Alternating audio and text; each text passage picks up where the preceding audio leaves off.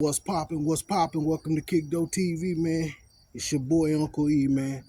Listen, when I say I done been over to these emergency rooms over 100 times, I'm talking about literally either 100 to 110 times, man. Literally.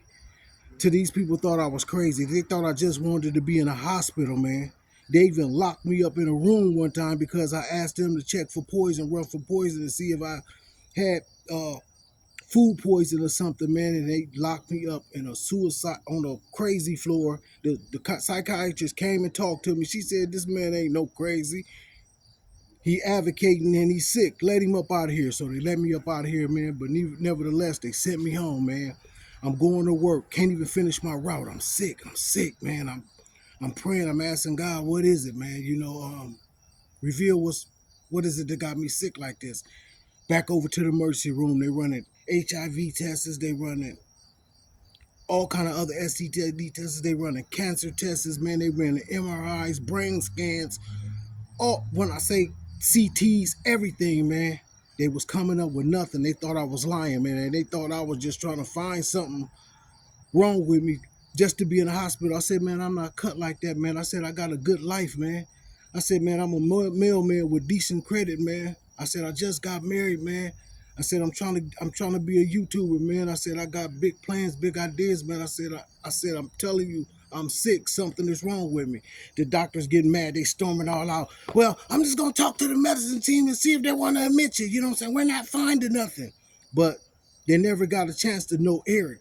They was only going by what they be putting in them computer, them notes. So every doctor came in, done went through the notes, and they came in with that sarcastic, patronizing type attitude. You know what I'm saying? And as soon as they come in, whether it's a different doctor or a doctor I done seen previously, as soon as they come in, man, I know they on that. I already know they on that patronizing, that note reading shit. You know what I'm saying? But nevertheless, man, I was sick, man. I was finna die. Not when the person is so sick and they tell me, oh, I'm finna die. No, man, I felt my bones, I felt my soul leaving my body, man. I was on my last leg. When they came and got me last Tuesday, man, on the couch, wife was like, Eric, just breathe, just breathe. I was pouring down the sweat. My heart was like, boom, boom, boom, boom, boom, boom. I was like, baby, I'm scared, man. I'm scared. You know what I'm saying? Who wouldn't be?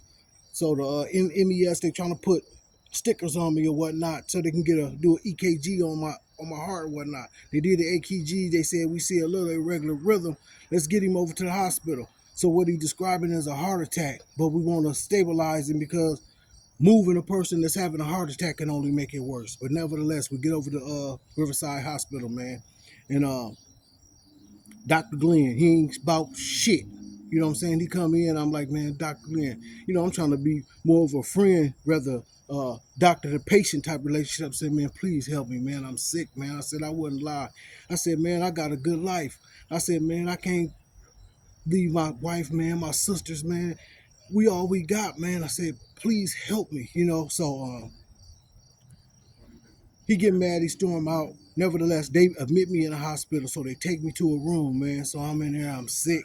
They ask me, do I want something to eat, man? Nurses coming in, they trying to be nice to me, but I'm like, your niceness ain't gonna save my life. I'm like, they missed it, man. I'm finna die. They missed it, cause that's where I was at. I said they missing it. They missing it. And so um Dr. Glenn, he comes back in. He said he run the test, but they didn't the all my blood work and everything came back, you know what I'm saying? Good, wasn't nothing wrong.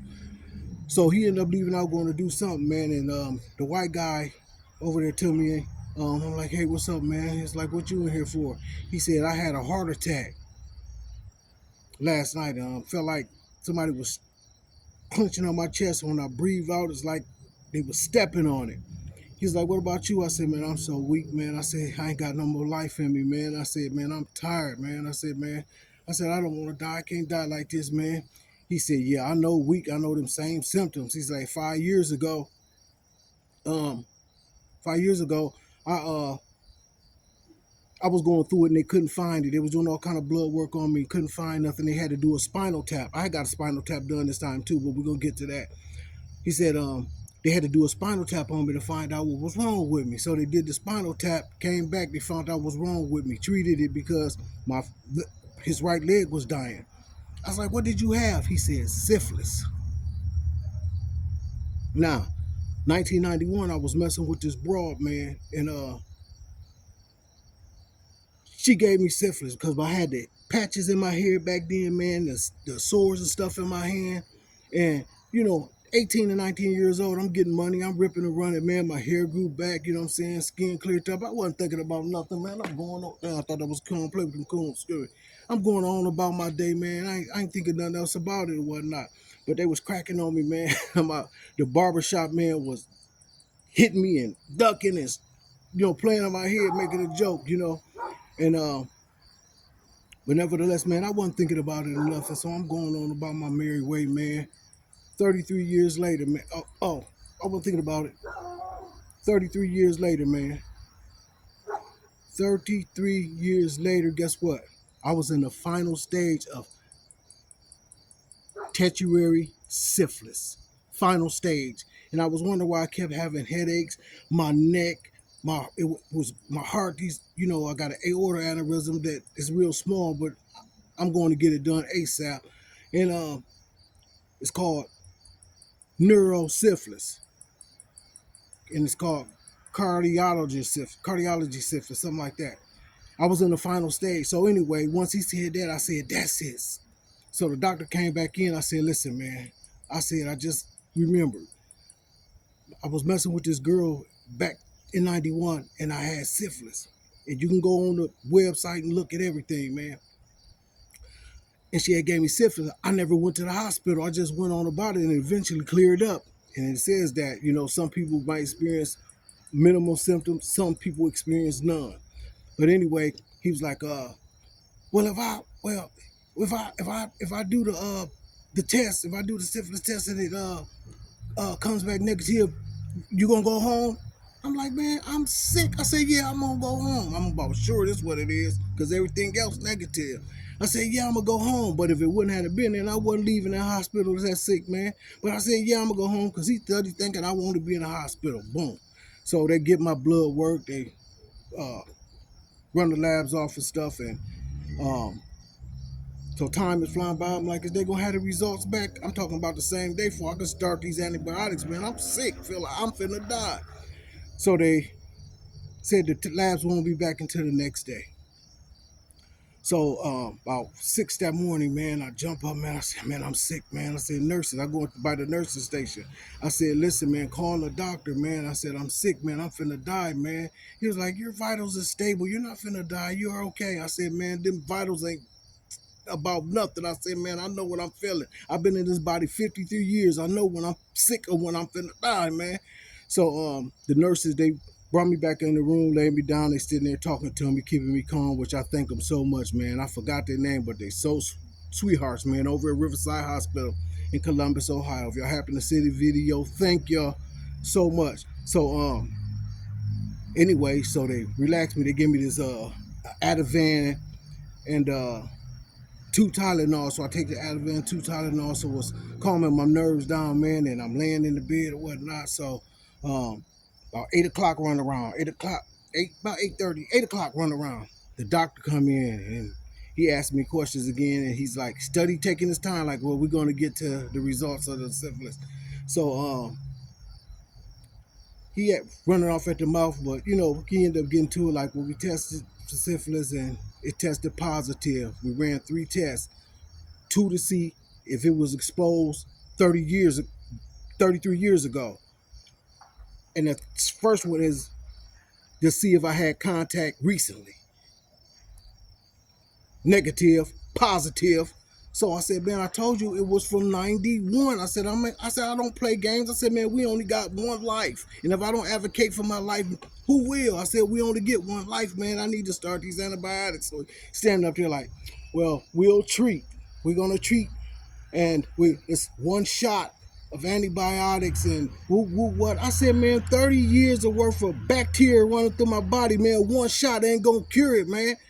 So he's like, run off at the mouth. So I'm like, well, let's run the shot. I just want something in me for right now, just to fight this stuff. So they give me the shot in my butt and whatnot. So the lady come around. Um, she was cool too, whatnot, man. I think she believed me, and she was like, "Well, they told me that what they found, and they gave you the shot, and you're supposed to be discharged today." I said, "Listen," I said, "Man, you got the test, man. He seen that it was from 30 years ago." I said, "Man, I'm not leaving this hospital." I said, "We got to fight this thing intravenously, man. We got to fight it aggressively," meaning this pick in my arm right there, right? So they was like, "Well, we're gonna know if to do an MRI and a spinal tap." They do the MRI, they do the spinal tap, find out that it was lying dormant in my body. So come on, I'm telling the truth about that. But this a day and now it's a day and some hours later. We could have been treating this thing, man. So um come back, the infectious disease doctors come up, man, and they told me what they was gonna do, what the finding was, man. Start treating it, what I'm saying, IV wise, man. So I'm feeling good, probably the later that night I'm up, I'm like, wow, what I'm saying, I'm happy, I'm thanking God, I'm like, wow. So I lay down and go to sleep, wake up. I wasn't feeling that good when I woke up, but it says that you'll feel worse before you feel better when you starting the antibiotic, man. And it's called for tertiary syphilis. And so that next morning I wake up and I told you I wasn't feeling good. They started the IV. They started the IV that morning, 10 o'clock. So about 9 or 10 that later, I was feeling good, talking on the phone, calling people, telling them what's happening, what I'm saying, what happened, calling girls that I was with, what I'm saying, had been with prior to 1991, which it was a few, but it wasn't a whole crazy a lot, man. Was calling them, telling them to get checked for warning them, what I'm saying, sending the messages to some of the females that, might be in relationships that got husbands and stuff now, what I'm saying. I didn't want to be disrespectful. So I sent messages to get it to them, and on my chart, I copied my chart and I send it to them, what I'm saying. And y'all can go to my Facebook page, man, and see the results. So, but anyway, they started treating me that night, man, with intravenously, man. So, I stayed another day and a half because it was a Saturday and they had to call the pharmacies and get people to come out, get the nurses to come out to the up to the hospital and home to show me how to do the IVs and how to connect it and clean it and flush the lines and stuff. So my box of stuff just came. I just did it, man. I just put it. This is how it look. It's antibiotic. This is how it look. So I was in there and I was just starting to treat it and connecting it and whatnot. And so I believe what was it? Uh, I want to say last night when I knew that this was going to take place today. What's it, Sunday? No, it was Saturday night, and I knew this was going to take place today, man.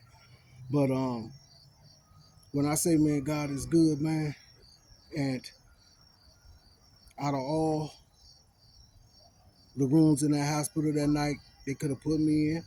They could have put me in a room by myself, man. But they put me in with this guy, man. With this guy that so happened 20 years ago to have syphilis, man. You know what I'm saying? So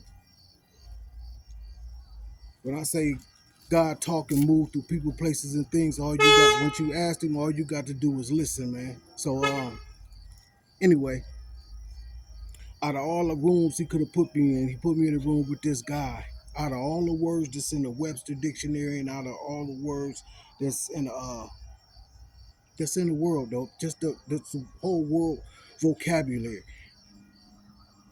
this man said they gave me a spinal tap and they found syphilis. If that wasn't a direct message from God, God put me in that room with that man for that man to tell me what it was that had me sick like that 33 years later. Can't nobody tell me nothing about God, man. Nothing. And it's the second time that he done came and done saved my life, man. 2017, I had a scary encounter, but that story for another day, man. And when I say I'm thankful, man, life is precious, man. You know what I'm saying? Uh, you can't take not a day for granted, man. We on borrowed time, man, and life is earned, man. And I'm so happy to be here. I'm kind of lost for words, man. God put me in that room for that man to tell me what I had. 33 years later, I told the doctor, and that's what had me sick. That's what was finna take me up out of here. Man, y'all better put God first, man. Stop being arrogant. Stop being arrogant, man, and put your will to the side and do God's will, man. For those that don't believe, He real and He will chastise a disobedient child, man. I'm trying to tell you what's real. A ghetto nigga from Toledo, Ohio, out of the projects, converted his life over, man. Converted his own will to do God's will. Yeah, that's me. Y'all know me. He real, man. Give him a chance. Y'all trying to follow and idolize these fake hood gods and all this other stuff because they in the hood, they get money, got a name for themselves. Y'all trying to get up on them, trying to look cool. Y'all gonna follow their ass straight to hell, too. I promise you that. Yeah, they going too. You know, so they can sell all the shit they want to sell, go open up all the restaurants they want. That shit ain't gonna prevail, man. And I'm far from a hater. I got plenty, you know what I'm saying? And I got it the right way. It ain't a whole lot, but it's enough. And God gonna give me more. I'd rather have God blessings than trying to bless myself, man.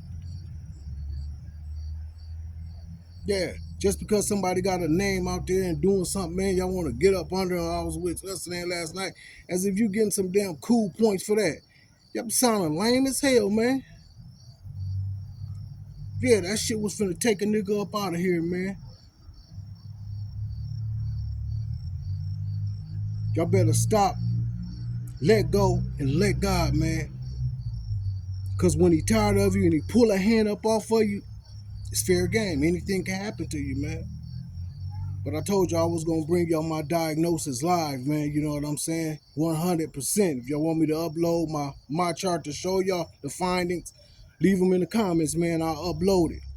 Kid don't lie about nothing. I would have never brought you that, and I ain't ashamed of nothing, man. This happened 33 years, man, ago. And if y'all read it, you'll see the stages. Last stage, tertiary syphliss, man. Finna take me up out of here, man.